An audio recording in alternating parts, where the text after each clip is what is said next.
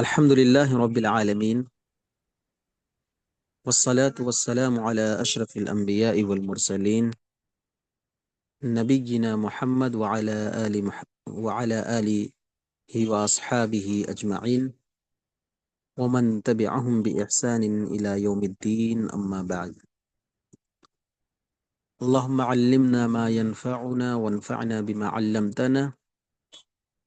وزدنا علما وعملا خالصين لوجهك الكريم.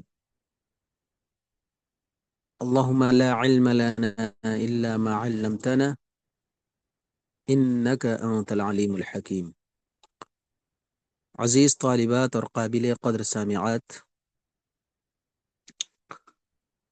آج ہم لوگ حضرت عثمان غنی رضی اللہ تعالی عنہ کے فضائل و مناقب کے تعلق سے پڑھیں گے، جن آپ کو یہ بات معلوم ہوگی کہ اللہ کے نبی صلی اللہ علیہ وسلم کی نزدیک حضرت عثمان کا کیا مقام و مرتبہ تھا، اور حضرت عثمان غنی نے دین اسلام کی سربلندی کے لیے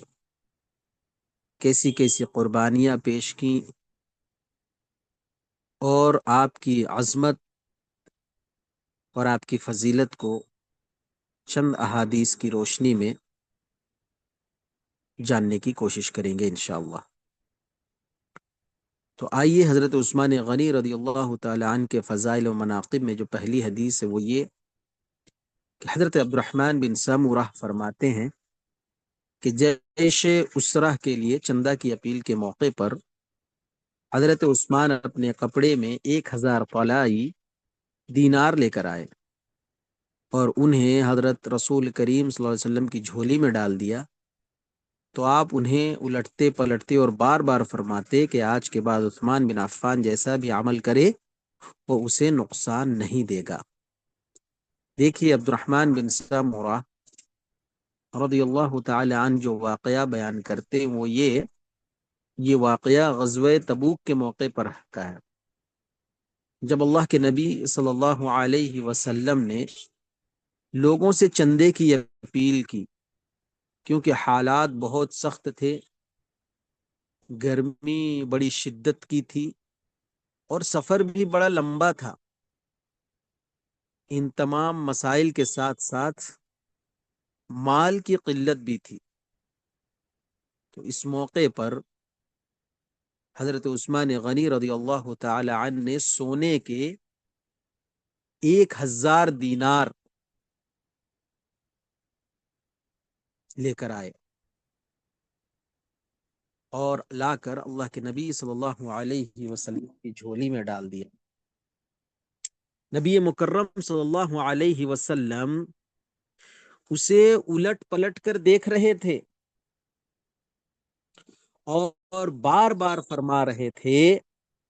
کہ ما ضر عثمان ما عمل بعد اليوم، کہ آج کے بعد عثمان غنی جو بھی عمل کریں گے وہ انہیں نقصان نہیں دے گا۔ کتنی بڑی بات تھی جی، اللہ کے نبی صلی اللہ علیہ وسلم نے کتنی بڑی خوشخبری یہاں پر دی۔ اس کا مطلب یہ نہیں کہ حضرت عثمان غنی کو گناہوں کی اجازت دے دی گئی، سمجھ رہے نا، بلکہ اس کا مطلب یہ ہے کہ حضرت عثمان نے اللہ تبارک و تعالی کی رضامندی کے خاطر قربانی دی اور ایمان کی پختگی کو یہاں پر ظاہر کیا، اور دین کے لیے جان و مال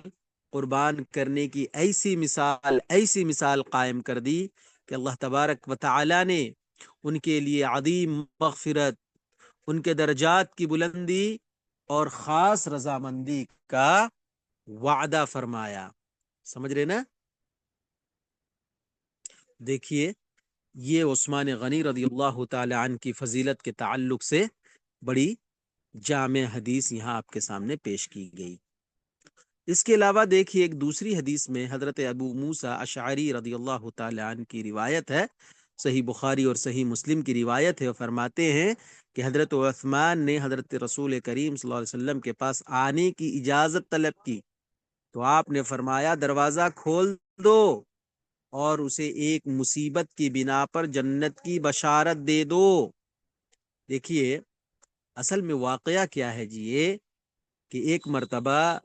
نبی کریم صلی اللہ علیہ وسلم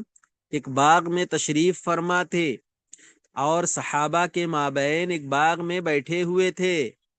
تو سب سے پہلے وہاں پر حضرت ابو بکر آئے، تو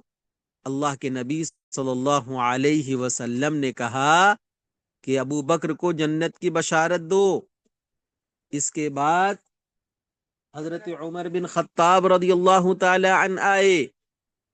ان سے بھی انہوں نے یہی کہا کہ جنت کی بشارت دے دو۔ پھر حضرت عثمان غنی آئے، تو نبی کریم صلی اللہ علیہ وسلم نے کہا دروازہ کھول دو اور اسے ایک مصیبت کی بنا پر جنت کی بشارت دو، اِذن لہ وبشرہ بالجنت علی بلوى تصیبہ، کہ دروازہ کھول دو اور اسے جنت کی بشارت دے دو ایک مصیبت کے ساتھ جو اسے پہنچنے والی ہے۔ دیکھیے یہاں پر یہ بات آپ کو سمجھنی ہے، اللہ کے نبی صلی اللہ علیہ وسلم نے یہ جو پیشن گوئی کی وہ مصیبت کیا تھی؟ وہ مصیبت یہی فتنہ قتل عثمان، جو مظلومانہ طور پر حضرت عثمان غنی رضی اللہ تعالی عنہ کو شہید کر دیا گیا، اور اس کے بعد امت کیا ہے بکھر گئی اور شدید آزمائشوں کا سامنا کرنا پڑا۔ دیکھیے اس حدیث میں دو تین چیزیں بڑی اہم بتائی گئی، وہ یہ کہ حضرت عثمان غنی کو جنت کی قطعی بشارت دی گئی، اس کے علاوہ ان کے ساتھ ایک بڑی آزمائش آنے والی اس کی خبر دی گئی، اور یہ پیشن گوئی بھی دی گئی کہ عثمان رضی اللہ تعالی عنہ کی عثمان رضی اللہ تعالی عنہ کو مظلوم معنی طور پر کیا ہے شہید کر دیا جائے گا، ہے نا۔ یہ حدیث حضرت عثمان غنی رضی اللہ تعالی عنہ کے صبر اور ان کی شہادت کی بہت بڑی دلیل ہے۔ اسی طرح ایک تیسری حدیث دیکھیے یہاں پر، حضرت انس رضی اللہ تعالی عنہ کی حدیث سے فرماتے ہیں حضرت رسول کریم صلی اللہ علیہ وسلم کوہ احد پر چڑھے، یعنی احد کے پہاڑی پر تشریف لے گئے، اور آپ کے ساتھ حضرت ابو بکر، حضرت عمر اور حضرت عثمان بھی تھے، تو وہ حرکت کرنے لگا۔ آپ نے فرمایا احد ٹہر جا، تیرے اوپر نبی، ایک صدیق اور دو شہیدوں کے علاوہ اور کوئی نہیں۔ دیکھیے یہاں پر احد پہاڑ خوشی سے لرزنے لگا، خوشی سے جھوم اٹھا، تو نبی کریم صلی اللہ علیہ وسلم نے فرمایا فَإِنَّمَا عَلَيْكَ نَبِيٌّ وَصِدِّيقٌ وَشَهِيدَانِ، اے احد ٹہر جا، تیرے اوپر ایک نبی، ایک شہید، ایک صدیق اور دو شہید ہیں۔ دیکھیے نبی کریم صلی اللہ علیہ وسلم یہاں پر موجود تھے، صدیق سے حضرت ابو بکر صدیق تھے، اور دو شہید سے حضرت عمر، حضرت عثمان تھے۔ آپ نے حضرت عمر کے تعلق سے پڑھا کہ ان کو کس طرح شہید کر دیا گیا، اب آگے انشاءاللہ پڑھیں گے حضرت عثمان غنی کے تعلق سے۔ تو یہ حدیث بھی حضرت عثمان غنی کی شہادت کی پیشن گوئی تھی، جو نبی کریم صلی اللہ علیہ وسلم کی جانب سے کیا ہے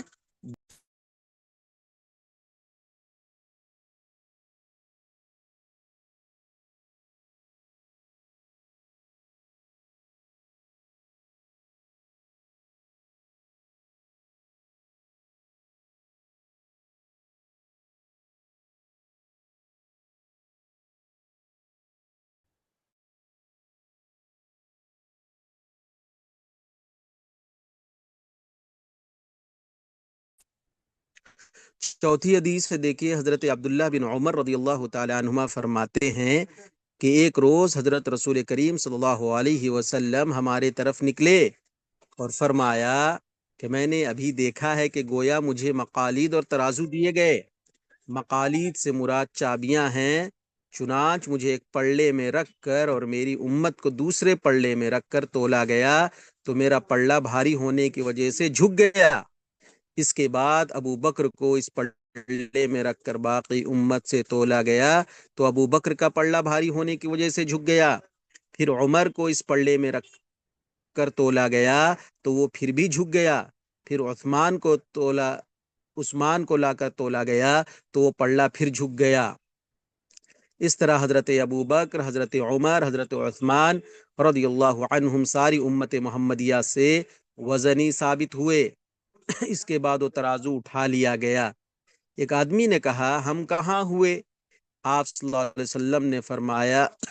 تم وہاں ہو گئے جہاں اپنے آپ کو رکھو گے۔ تو حضرت رسول کریم صلی اللہ علیہ وسلم کی نبوت کی سچائی کی دلائل میں سے ایک دلیل یہ بھی ہے کہ آپ نے حضرت عثمان کو پیش آنے والے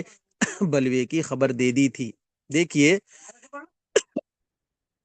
یہ حدیث حضرت عبداللہ بن عمر رضی اللہ تعالیٰ عنہ سے مروی حدیث کا خلاصہ یہی ہے کہ نبی کریم صلی اللہ علیہ وسلم نے فرمایا کہ مجھے خواب میں مقالید مطلب چابیاں کیز اور ترازو دی گئیں۔ مقالید کا مطلب کیا ہے جی؟ اللہ تبارک و تعالیٰ نے اقتدار اور غلبہ عطا کیا اور دین کی کنجیاں دی، اور ترازو کا مطلب یہ ہے کہ اللہ تبارک و تعالیٰ نے فضیلت عطا کی، وزن عطا کیا اور قدر و منزلت عطا کی۔ پھر نبی کریم صلی اللہ علیہ وسلم کو امت کے مقابل تولا گیا، سمجھ رہے نا؟ تو پلڑا بھاری ہو گیا۔ پھر اس کے بعد ابو بکر کو امت کے مقابل تولا گیا تو پلڑا بھاری ہو گیا۔ پھر اس کے بعد دیکھیے حضرت عمر کو امت کے مقابل تولا گیا تو پلڑا بھاری ہو گیا۔ اس کے بعد پھر بعض روایات میں یہ بھی آتا ہے کہ حضرت عثمان کا ذکر بھی آیا یہاں پر، سمجھ رہے نا؟ اور بعض روایتوں میں کیا ہے اس کا تذکرہ نہیں ہے، لیکن اس روایت میں جو ابھی کتاب میں ہے اس میں بھی ہے۔ تو مطلب یہ سے نکلا کہ یہ سب کے سب امت میں سب سے وزنی ہیں، سب سے افضل ہیں، سب سے مضبوط ایمان والے تھے۔ اور یہ جو ترتیب یہاں پر آپ کی دکھائی گئی اس حدیث مبارکہ میں، اہل سنت کے نزدیک فضیلت کی یہی ترتیب اور یہی ہے، سمجھ رہے نا؟ اس کے بعد جب ایک آدمی نے کہا کہ ہم کہاں ہوئے، تو جس طرح حضرت عثمان غنی رضی اللہ تعالی عنہ، حضرت عمر رضی اللہ تعالی عنہ، حضرت صدیق اکبر رضی اللہ تعالی عنہ، اور خود ابو بکر صدیق اور خود رسول کریم صلی اللہ علیہ وسلم اپنے ایمان کی مضبوطی کے بنیاد پر جس طرح وزنی ثابت ہوئے، اسی طرح ہر کوئی اپنا محاسبہ کر لے کہ ہمارا ایمان کتنا پختہ ہے، ہمارا ایمان کتنا مضبوط ہے، ہم کتنے دین پر چلنے والے، ہم کتنے اللہ اور اس کے رسول سے محبت کرنے والے ہیں۔ ہم جہاں اور جس طرح محبت کرنے والے ہوں گے، ایمان پر ثابت قدم رہنے والے ہوں گے، ہمارا ایمان جتنا مضبوط ہوگا اسی قدر ہمارا پلڑا بھی وزن ہوگا، عقیدے میں جتنی پختگی ہوگی، ہے نا، اسی قدر کیا ہے ہم کیا ہے قیامت کے دن وزنی ثابت ہوں گے۔ اس حدیث میں کے علاوہ اور جو حدیثیں یہاں پر پیش کی گئی ہے اس میں بھی یہی ہے کہ نبوت کی کیا ہے آپ صلی اللہ علیہ وسلم کی نبوت کی ایک یہ بھی دلیل ہے کہ دلیل دی گئی کہ آپ نے پیشن گوئی دی ہے نا، پیشن گوئی کی ہے آنے والے جو فتنے کھڑے ہوں گے اس کے تعلق سے۔ اس کے بعد دیکھیے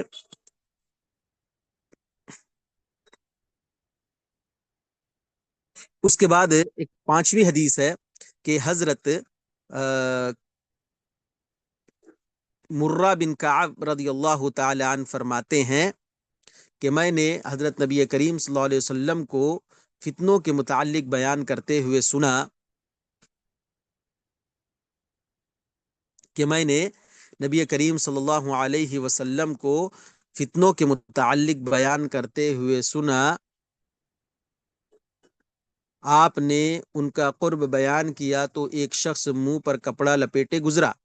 تو آپ نے فرمایا یہ شخص اس دن ہدایت پر ہوگا۔ حضرت مرہ بن کعب رضی اللہ تعالی عنہ فرماتے ہیں کہ میں نے اس کی طرف جا کر دیکھا تو وہ حضرت عثمان نے غنی رضی اللہ تعالی عنہ تھے۔ دیکھیے یہاں پر بھی یہ بات بتائی گئی جو مرہ بن کعب رضی اللہ تعالی عنہ سے روایت جو ہے کہ نبی کریم صلی اللہ علیہ وسلم فتنوں کے متعلق بیان کر رہے تھے اور اسی فتنے کی جانب اشارہ کر رہے تھے جس فتنے میں حضرت عثمان غنی رضی اللہ تعالی عنہ کو کیا ہے شہید کر دیا گیا ہے نا۔ اور یہ جو خوارج وغیرہ کا جو فتنہ جو امت کو مطلب بہت زیادہ منتشر کرنے میں اہم رول ادا کیا ہے، اس فتنے کی جانب اشارہ کر رہے تھے۔ تو اسی وقت کیا حضرت عثمان غنی رضی اللہ تعالی عنہ کا گزر وہاں سے ہوتا ہے اور آپ کے چہرے پر کپڑا لپٹا ہوا ہوتا ہے، تو آپ نے فرمایا کہ اس دن حق پر ہوگا۔ یہ بات بھی دیکھیے، یہ حدیث بھی اس بات کی دلیل ہے، حضرت عثمان غنی رضی اللہ تعالی عنہ کی شہادت کی اور نبی کریم صلی اللہ علیہ وسلم کی کیا ہے نبوت کی بہترین دلیل ہے کہ آپ نے کیا ہے ان آنے والے فتنوں کی کیا ہے خبر دی، اور حضرت عثمان غنی رضی اللہ تعالی عنہ کو کیا ہے ہدایت پر ہونے کی کیا ہے بات بتلائی۔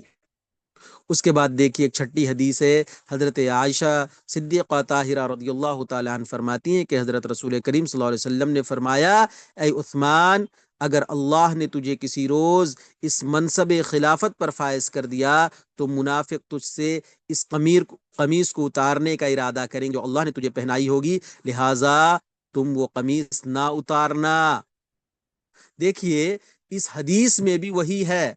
یعنی آپ کو اللہ تبارک و تعالی جو عزت اور شرف اور جو خلافت سے نوازے گا، جو خلافت کا تاج آپ کے سر پہ رہے گا، تو کچھ منافق لوگ، کچھ بدمعاش صفت لوگ، کچھ ظاہری طور پر دین کے نام لیوا لوگ کیا ہے آپ کو خلافت سے دستبردار ہونے کی کیا ہے آرڈر دیں گے، ہدایت دیں گے، آپ کو جو قمیص اللہ نے عزت کا قمیص پہنا ہے اس کو اتارنے کی کوشش کریں گے، لہٰذا تم وہ قمیص نہ اتارنا۔ دیکھیے گا جب شہادت عثمان غنی رضی اللہ تعالی عنہ کی بات آئے گی تو وہاں پر یہ بات بھی آئے گی کہ اللہ کے نبی صلی اللہ علیہ وسلم نے پیش گوئی بھی صحیح کہ صحابہ کرام رضوان اللہ تھے کہ آپ کیا ہے خلافت چھوڑ دے، لیکن آپ نے مزید فتنہ برپا ہو، مزید فتنہ نہ برپا ہو اور آپسی خون ریزی نہ ہو، بڑی حکمت کے ساتھ آپ نے کیا ہے اپنے آپ کو شہید کرا دیا ان کے ہاتھوں، لیکن کیا ہے امت کو فتنے سے بچا لیا۔ انشاءاللہ وہ بات آگے آئے گی۔ اس کے علاوہ دیکھیں حضرت عثمان حضرت عمر فاروق کے بعد 12 سال تک منصب خلافت پر فائز رہے۔ 70 سال کی عمر میں آپ نے منصب خلافت سنبھالا اور اپنی عمر کے 82ویں سال میں آپ کو شہید کیا گیا۔ آپ کی خلافت کے آخری سالوں میں آپ کے خلاف فتنہ برپا ہوا تھا۔ تو فتنہ جو برپا ہوا تھا یہاں پر دیکھیے 12 سال آپ کی خلافت رہی، اور خلافت راشدہ جو خلافت علی منہاج النبوہ تھا تو یہ جو تقریباً 29-30 سال کی ہے، تو اس میں سے تقریباً آدھا 12 سال سمجھیے آپ رضی اللہ تعالیٰ عنہ نے خلافت سنبھالی، اور آپ کے اس میں بہت سارے کیا ہے فتوحات ہوئی اور بہت سارے تعمیری کام ہوئے۔ اس کے علاوہ آپ رضی اللہ تعالی عنہ کے زمانے میں کیا بہت سارے فتنے بھی پیدا ہوئے۔ تو انشاءاللہ ہم پڑھیں گے آئندہ دروس میں کہ ان فتنے کے اسباب کیا تھے، فتنے کے اسباب کیا تھے، کیوں اتنے فتنے یہاں پر برپا ہوئے، اور نبی کریم صلی اللہ علیہ وسلم نے وہ جو پیشن گوئی بھی دی تھی حضرت عمر رضی اللہ تعالی عنہ کے تعلق سے، وہ پیشن گوئی کو آپ یہاں پر دیکھیے گا، مشاہدہ کیجئے گا کہ حضرت عمر رضی اللہ تعالی عنہ کے شہادت کے بعد کیسے فتنے امت کے سامنے کئی بڑے چیلنجز سامنے کیا ہے پیش کیے گئے۔ اللہ سے دعا ہے کہ اللہ تبارک و تعالی ہمیں ان تمام تاریخی حقائق کو سمجھ کر پڑھنے کی توفیق عنایت فرمائے، ان تاریخی حقائق سے، ان تاریخی واقعات سے ہمیں کیا ہے روشنی حاصل کرنے کی توفیق عنایت فرمائے، آمین۔ اقول قولی هذا واستغفر الله لي ولكم ولسائر المسلمين من كل ذنب فاستغفروه انه هو الغفور الرحيم، وصلى الله تعالى على النبي الكريم۔ السلام عليكم ورحمة الله وبركاته۔